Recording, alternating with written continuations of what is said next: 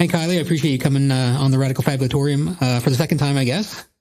Yes, so good to be back, Jay. Always love talking to you. Yeah, thanks. It's always a good time. And this time is about kind of the upcoming showcase at Music New Brunswick Week in Moncton.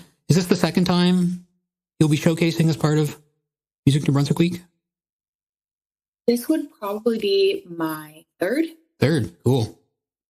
The first one, I remember so clearly when I got the letter in the email. I got the letter in the email saying that I was performing. And it's kind of cool to think back to that moment. I was out west. I was tree planting. I was 21 or 22 maybe. And it was just like, this is the best opportunity. And it is. And it was. But I appreciate like that memory of like how much of an accomplishment it felt like at the time to get a showcase. Yeah. Because the year before I had snuck into the Music New Brunswick Awards because I knew enough people to like kind of get away with just wandering around. Uh-huh. So then that showcase, I performed at this cute little theater in Caracat, and I bombed the last chord of Chatwind so bad that someone in the front row said, "Oh no!" Whoa, an audible response. What do you mean you bombed the chord? Like you just duffed it? I trusted that I wanted to try something new. Okay. And it's never a good place to try something new. During a showcase. I have actually recently done it.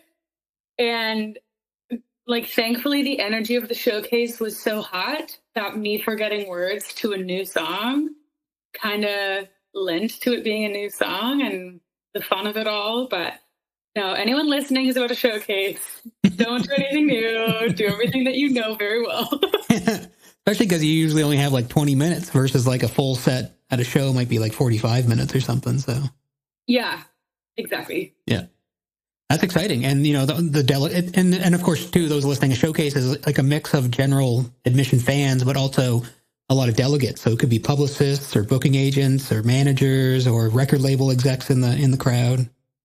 Yeah, pressure's on. Pressure's on. Yeah. And you have to put on the show that you are like trying to get. Like, for instance, some bands, want to play in standing rooms. They want people to stand and drink beer as they play dancing. Some bands want to play in a theater where people are sitting down, where they can listen. And like, how do you balance putting on the show that you need to put on to show what you do, versus the room that you're put in for the showcase? So that happens all the time. Or like I've heard of someone recently who got booked at a showcase at 1 a.m. and they're like, that's not what we do. We don't play for people who are stumbling around wanting to party. We play for people who are there to listen and learn something. So there's that aspect too. My showcase this year at Music NB is in the Aberdeen Centre. So it's exactly where I want to be. I do want to play for people who are sitting down, but by gosh, it is hard to play a party set when everyone is sitting at conference tables looking at a clipboard. Okay. That's interesting. I hadn't considered that for a second, to be honest. Not knowing what type of room you're going to be in for the showcase and it not aligning with the room that the artist. So as you were saying that, I was thinking of like El Tata y los Tacaros, like yep. They're kind of like a fun energy band. So then all of a sudden, like, yeah, imagine them in kind of a stuffy little room with like a soft cedar would kind of probably throw them off. Totally. Just me thinking out loud. That's really interesting, actually. And then, it could throw them off, jeopardize their show, and then it doesn't represent what they actually do and what their music is for. It's interesting. So I haven't asked my colleagues, but I imagine they probably take that into consideration when they're scheduling things. I wonder if they do. I'll have to ask them. Well, it happens all the time. Okay. Like, I would say that my ECMA showcase was a rowdy bar, and we were trying to put on a theater show.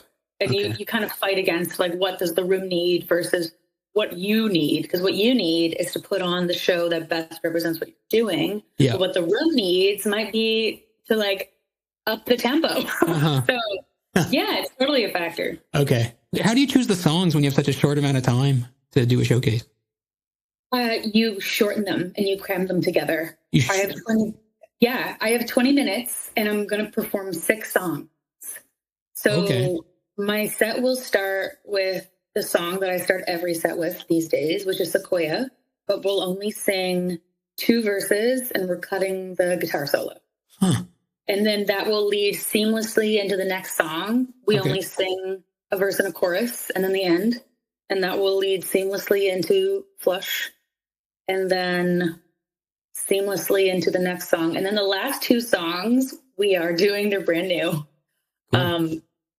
And we're going to do all of them. So we wanted like 4 songs that represent the album, where we've been, and then kind of 2 songs at the end that will show everyone where we're going. Because Sequoia's been out for a year. I'm working on the record that's coming out next.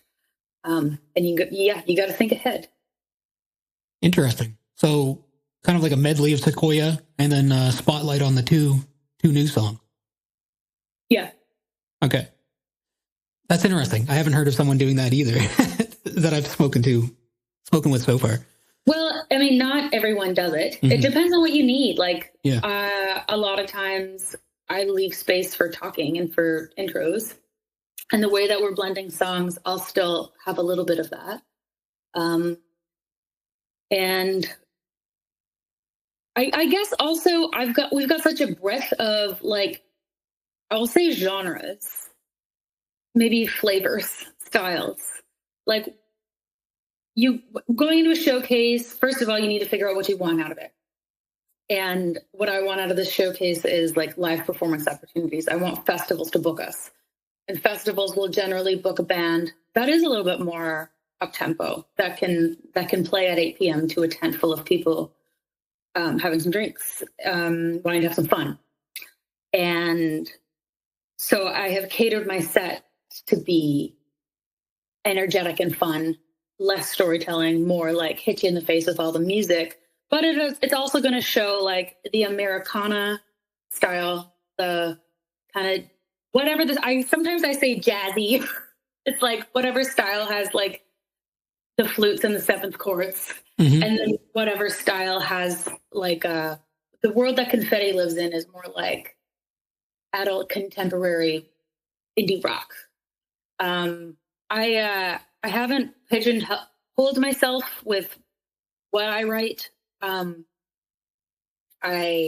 can't. I write what I write, and some songs I love, so I bring them to the band. And I'm not trying to like be one thing.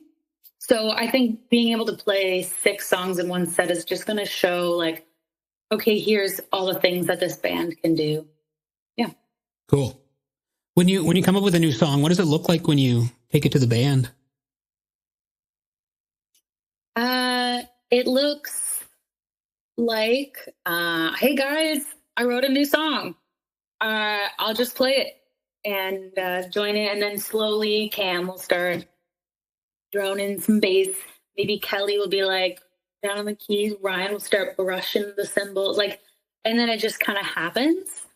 And then we talk about it and we do it again. And you just do it over and over until like people's ideas start to feel like they could work.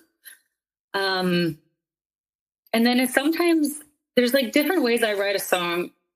If I have a guitar in front of me, I sometimes feel limited to what I can write because I am limited to like my knowledge of guitar. It's not as free as just writing a song with a melody in your head because I don't have to match it to chords. Yes. Okay. Or any structure. I can just like, I can hear the melody and the words in my head and it all comes together. And those are my catchiest songs. So like, the 2 songs that I end the set with, I came up with in my head. I don't know what chords they are. I sing them to the band and I tell them what key it's in. Yep. Or I guess that kind of insinuates that I know the key. I try to find it on the guitar so I can communicate to the band where at least there's a starting point. Sure. And then I sing it and they jam to just me singing. That's cool. That's interesting. So, and that kind of lets does that allow them to be their most creative? Does that make any sense? Maybe with chords. I mean, the root chords, they could probably sense because even though I'm making a melody up in my head, there's still structure. Like I have still latched onto a key and working within what that key, serves. So they're still listening for like the fourth and the fifth. But honestly, I find my band is very creative. We talk a lot. There's a lot of excitement, but also it feels easy. Like sometimes I think I take for granted how good my band is. I provide them with nothing. Like I just said, sometimes I just bring and I sing them a song and they know what to do. So I'm very lucky. Yeah, that can be difficult. Yeah, because a lot of times it goes the other way too. Sometimes the leader or the singer, the main songwriter, is kind of like being a dictator a little bit. So kind of goes both ways. Well, sometimes I have a vision. Like I'll come in, I'll be like, okay, this song is like a little bit Phoebe Bridgers, a little bit like not punky. So I can kind of say like how I'm hearing it and then where it's going. So they have something. But if I come in with a song on the acoustic guitar, it's going to sound more Americana just inherently, because that's the melodies are kind of, I don't want to say more simple, but maybe more predictable. Okay. Now, when you're performing the new songs live, the ones you sung to the band, are you going to be playing guitar as well, or you're just going to be doing the front woman thing? Front woman thing. Cool. Which is nice. I really like that I play guitar and piano, but something does change when you take off the instrument and then there's nothing between you and the crowd. Like the energy is different. There's way more you can do to kind of bring them in and connect the room. Okay.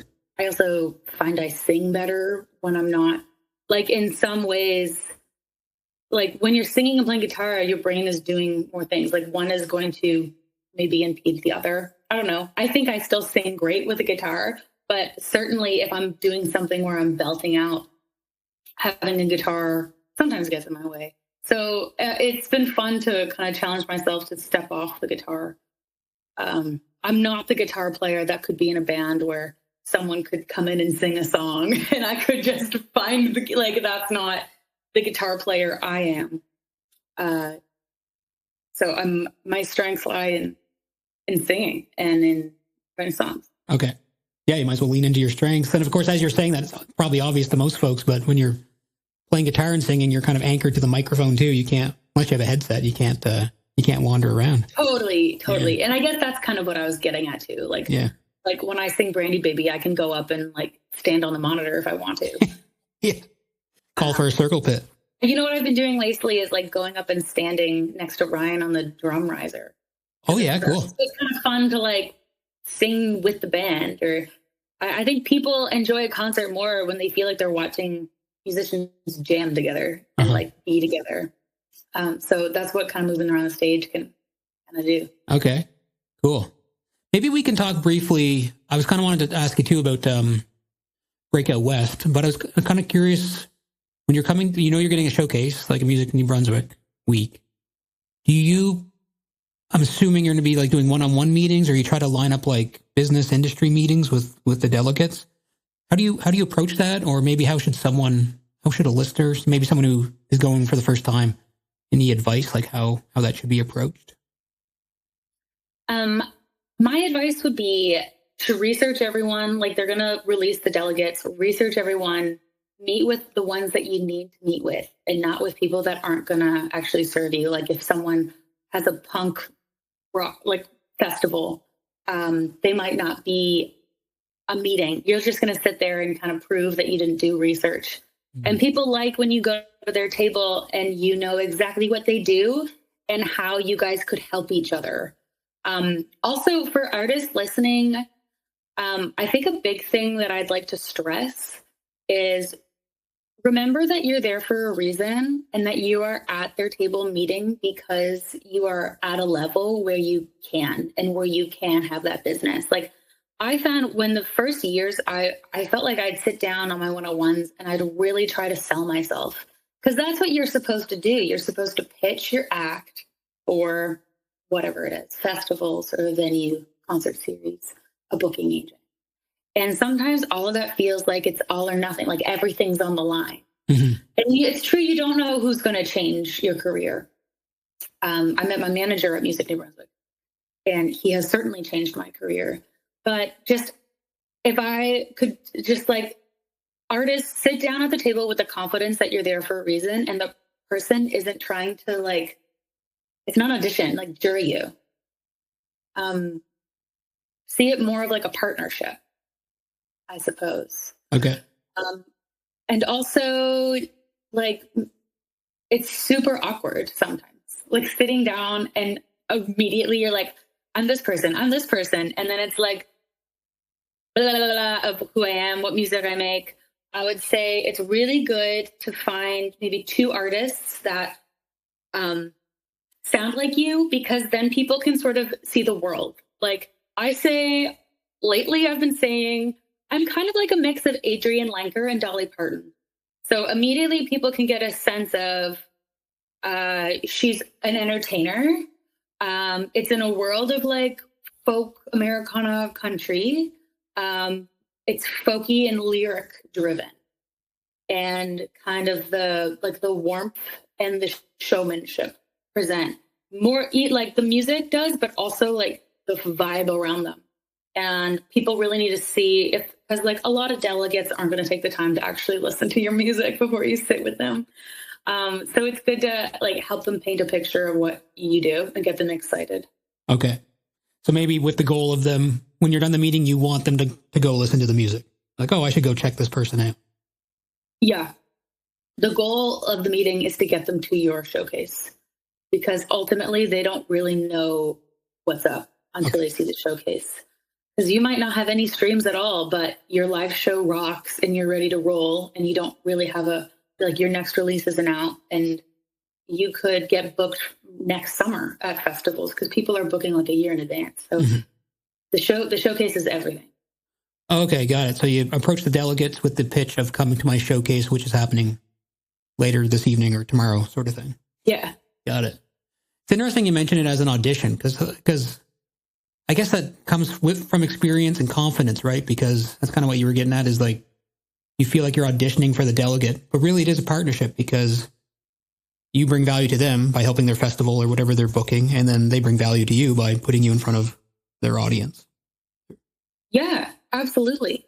And like, until you have the value of being an artist that's going to bring in and secure the festival X number of people inside their tent, they could like their music, but it just won't make sense. And that's something else that I would tell artists. Like, don't take it personally. Your time is coming. I'm still waiting. You know, there's still festivals. I'm like, why haven't I played this festival yet? Yeah. But it's like, it's way more than your music is good.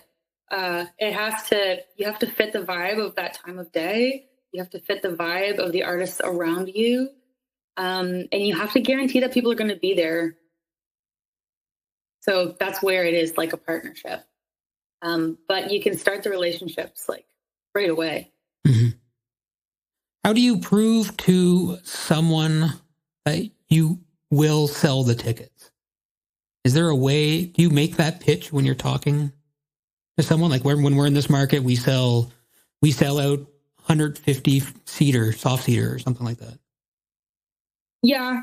Yeah. You would kind of present like a resume. Otherwise, like everyone's looking at numbers. It's a sin. It's like everyone is looking at your Spotify streams and your Instagram followers and your TikTok. Like that's just the currency of today, to know that you're relevant, to know that you have an audience. But what could happen is that like a little festival knows that their audience is going to love this, and that their audience just trusts the programming.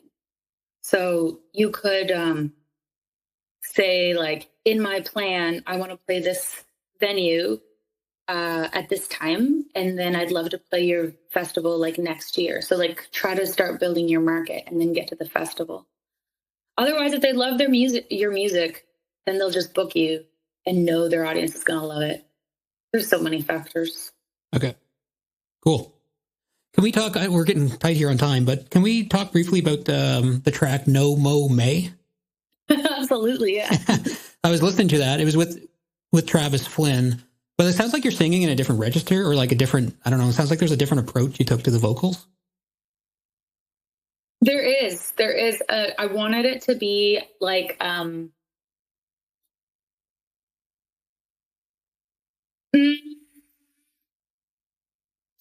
cleaner, no vibrato, less,